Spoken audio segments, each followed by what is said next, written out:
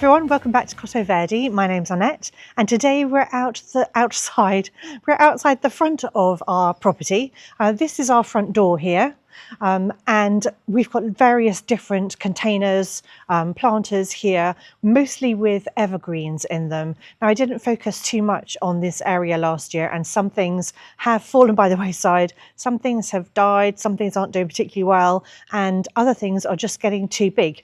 So what I'm going to do today is tidy this area up. So I'm going to take out anything that's dead, and anything that's overgrown I'm going to prune back. And then I've got a couple of new things that I'm going to plant in this area, and a couple of pansies to liven it up with a bit of colour. I don't tend to have anything other than green really here, maybe green and white. I do occasionally have wallflowers in this area of a very pale yellow. I think they're called primrose bedder. They are super cute, but I haven't grown any wallflowers this year, so other than buying them, I won't be able to put those in.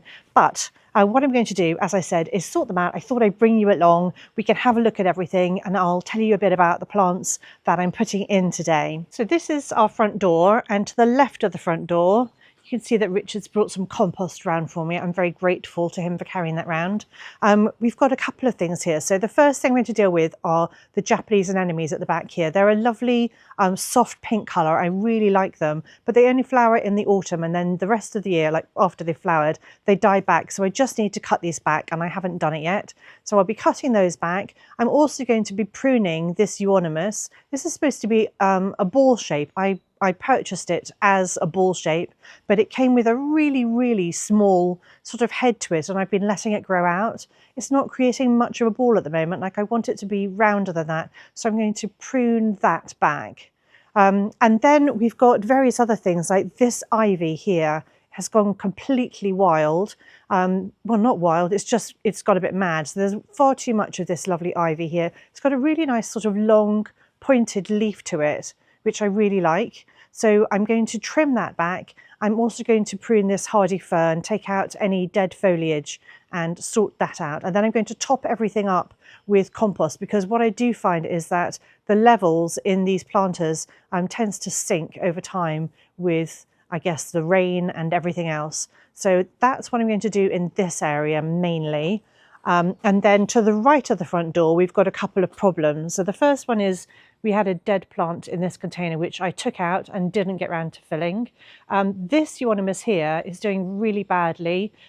It's hardly got any leaves on it, and I'm going to pull that out. I actually don't like something on a tall spindly stem right here next to the front door. So we're going to be taking that out and putting something else in. I've got, again, another container that has got nothing in it except for this ivy that's gone completely mad. So we're going to prune that back. And then with this conifer here, it's looking pretty dead.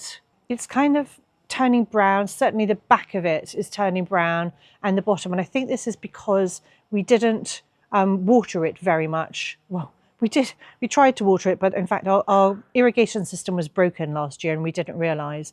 So I'm actually going to leave that in, but top it up with some food and some compost, because in fact, if we look at this one over here, this one was looking just as sorry last year, and it's completely recovered. Like, there's no brown on this one at all. It's sort of misshapen, but this one has become healthy again. So I have every confidence that this one should bounce back with a bit of food, compost, and a little bit of water this summer. This one should be okay. And then I've got a trough planter here, which I really like at the front, and it's got a couple of things in that are being swamped by the ivy. So I'm going to be tidying this trough up here. So I'm going to start here by cutting back the Japanese anemone. What's actually happened is I've already pruned this Euonymus a little bit, but I forgot to hit record, so apologies for that. But you'll see it looks a little bit rounder. But I'm now going to tackle the Japanese anemones here, and I'm going to be taking those right back to the compost level. I can see a couple of new shoots, so I'm going to avoid cutting those.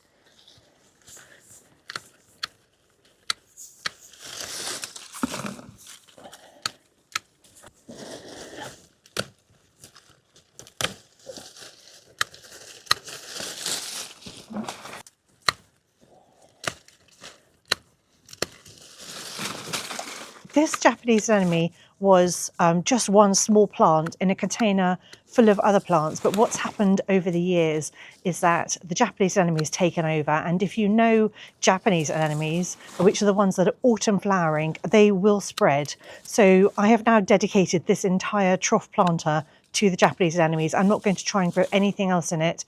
It will leaf out quite soon. I can see lots of little new shoots in there. So it's going to leaf out very soon. It'll just be a nice sort of low growing greenery until the autumn, about sort of August, September time when it starts flowering again. So I'm just going to top it up with some compost. There is no need to add any food because Japanese anemones are really, they're robust. They don't need any food. They will just spread and grow like crazy. So I'm just going to put some fresh compost in there to bring the level of the soil up. So I'm working my way to the back here, and I've got so much ivy in this container.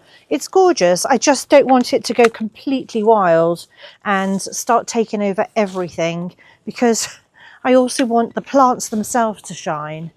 So I'm going to clear up this.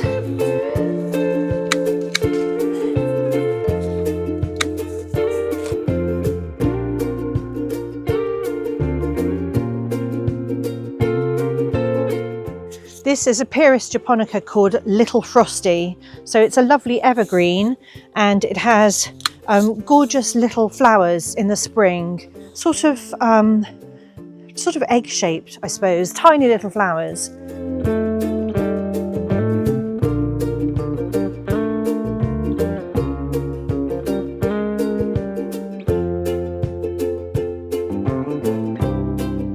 This conifer here is looking a little bit dead in the middle.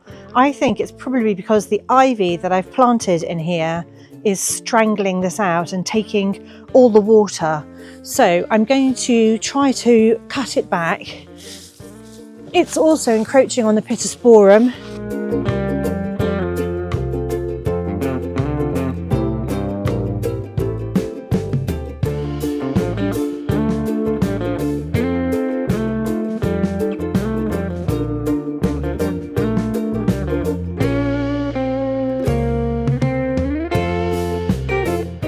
Now with the fern, I was just going to tidy up the dead foliage, but maybe I'll take it all off.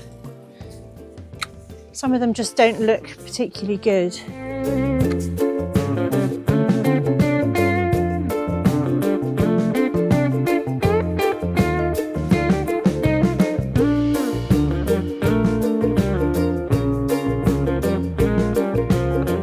I may leave it there, and then I'll plant a couple of pansies here once I've topped up the compost.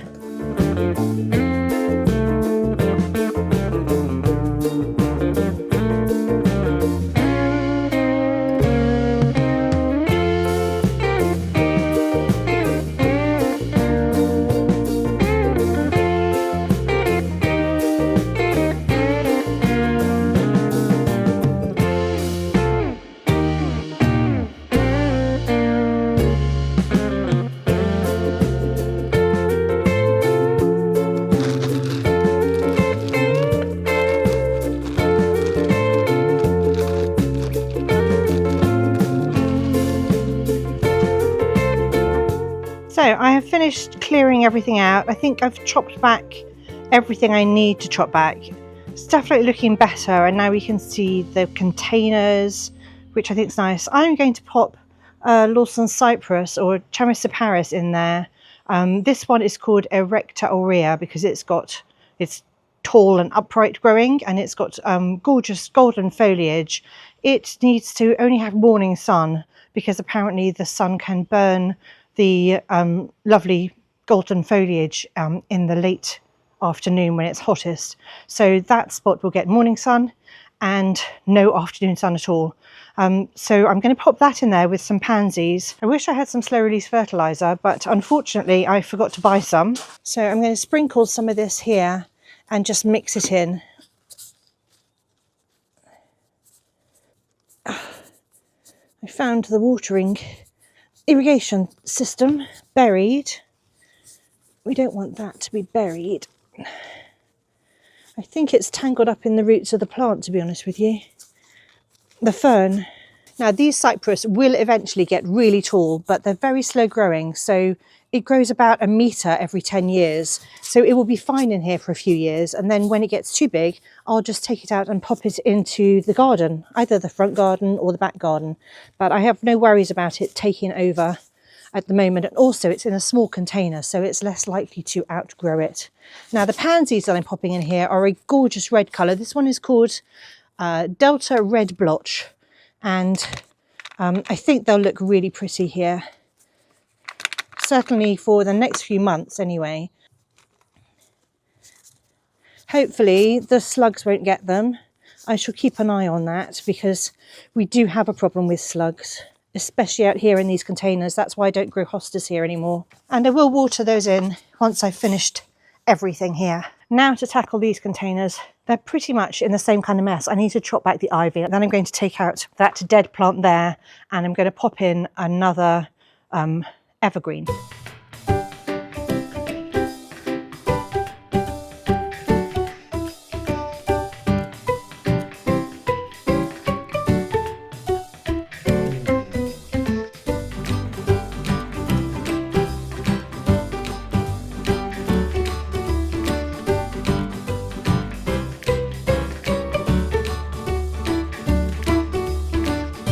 So I have found something really annoying.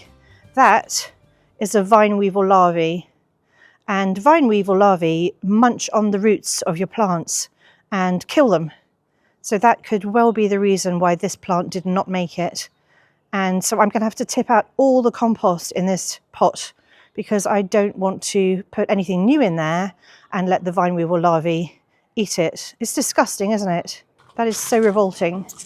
And if there's one, there will definitely be more. What I should say is that you can get nematodes to deal with the vine weevil larvae. So that's just a matter of ordering them online. And then it's a solution that you dilute and pour over here. I do have a video on my channel, a vlog about how to do that, showing you the process. But I really want to plant something in here today. So I can't wait to do that. The problem is because it's hooked into the irrigation system, I can't tip the pot upside down. So I'm going to have to scoop all the compost out. Well, unfortunately, now that I've got all the compost out of here, I can see that this container has completely rotted through. So there's nothing left of the base. So that needs to go in the dump, unfortunately, and I can't plant anything in there until I've got myself a new container. So that's a real shame. But we carry on. I'm now going to take the ivy, I'm going to cut back the ivy here, and I'm going to pop a new plant in that container over there.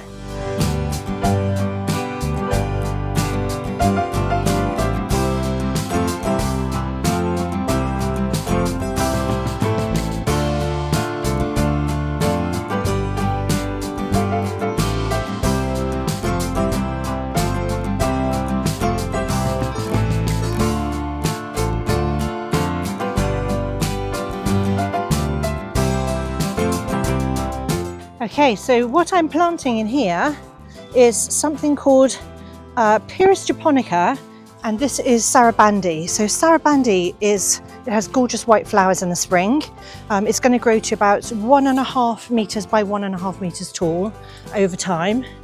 If it ever gets that big in this container, again, I will take it out of the container and pop it into one of my borders. But I don't know whether it will ever get that big in this container. I need some more compost. And the other thing is with the Pieris japonica, they often have copper or red tinges to their new shoots. So that's just a little added extra, and they are evergreen. So they are kind of cool. I will blow everything off and give everything a water.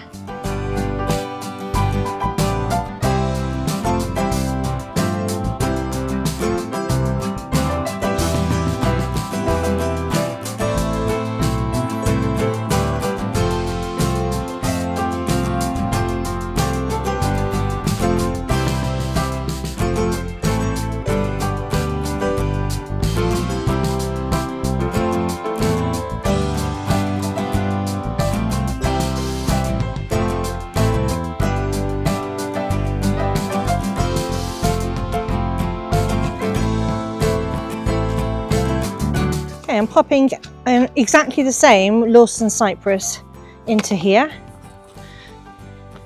And then I'm going to put a few pansies around it, I think. Oh, I've done it again. Oh, but I can get it over the top this time.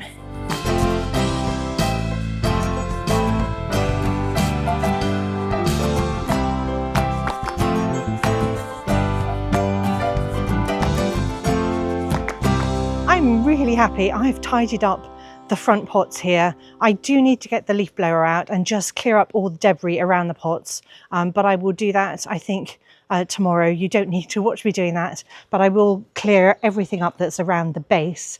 But we can see the containers now and it just looks so much better. I'm really disappointed that one of mine has rotted through to the bottom, but I guess that happens over time. We've had them for quite a few years, and even though they're on gravel so they drain well, clearly that wasn't enough and they're going to rot through if they're metal. I may have to rethink that and get some fiberglass that look like metal and just go from there, basically. But everything looks really tidy. Let me show you the finished final result. So I've pruned this into more of a ball shape. I do hope the middle starts fluffing up a little bit. I've cleared out everything in this container, all the debris from the Japanese anemones, but there are shoots showing through already, so that will green up within the month, I should think. I've raised this Pittosporum so that it's more sort of ball shaped. We can't really see the crown, the metal crown that I've got in there anymore, so I think I may take the metal crown out and put it in one of my containers in the back garden. So I've tidied most of the ivy up that was dangling over. It will grow back in no time at all.